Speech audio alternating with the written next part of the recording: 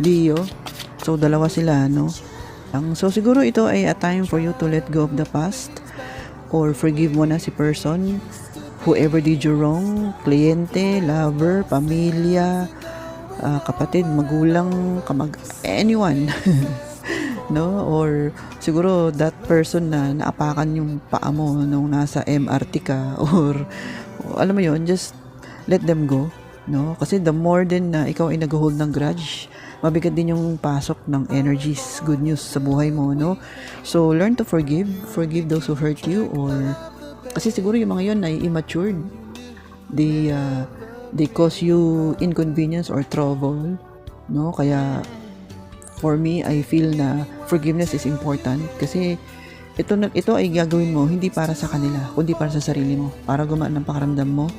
At syempre, mas i-rewardan ka pa ni universe because of this.